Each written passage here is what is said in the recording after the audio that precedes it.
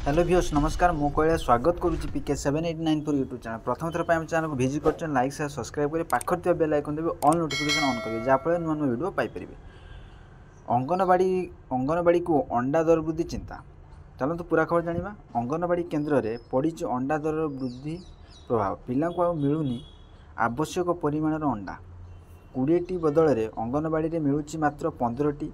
Market अंडा गोटा को 8 टंका थिबा बेले सरकार देउछंती 4.5 रु 5 टंका। गर्भवती और प्रस्तुति भी मिलूँ कम। एकता को उभय मुख्यमंत्री उपमुख्यमंत्री मत्स्य और प्राणी संपद मंत्री मानिथिबा बेले समस्या समाधान आशावादी अछंती। अंगनवाड़ी दीदी को अंडा दर टेंशन पिला को मिलूनी डाएट चार्ट अनुसार अंडा 20 जगह दि जाउची 15टी। बजार में अंडा गोटा को बिक्री होउची 8 टंका हेले सरकार देउछन मात्र 4.5 रु 5 टंका देउछंती। सरकारी दाम और मार्केट दर भितर 3 टका फरक रोचे। तेणु सरकार देउथुवा अर्थर आवश्यक अंडा देवा संभव होना। अंगनवाड़ी केन्द्र पिला को मासक 20टी बदले मिलूँ मात्र 15टी। गर्भवती और किशोरी को भी कमिगला अंडा जोगाण। गर्भवती प्रस्तुति की मासिक 12टी अंडा देवा कथा किंतु अंगनवाड़ी दीदी केउटी 8टा तो आउ केउटी 9टी देउछंती।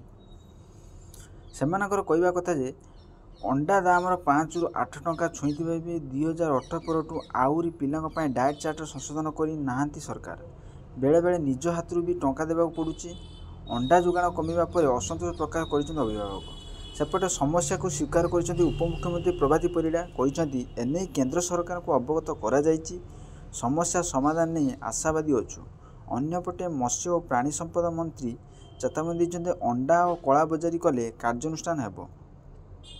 सप्लीमेंटारी न्यूट्रिशन प्रोग्राम एसएनपी रे अंगनवाड़ी पिला गर्भवती और प्रस्तुति एवं किशोरी को पुष्टिकर खाद्य जोगाउछंती सरकार किंतु बाजार में विभिन्न सामग्री दर वृद्धि भितर केमिति पुष्टिकर खाद्य जोगाइबे अंगनवाड़ी कर्मी को चिंता घारी। आशा करी वीडियो भल लगे लाइक शेयर सब्सक्राइब कर बेल आइकन दबाइए।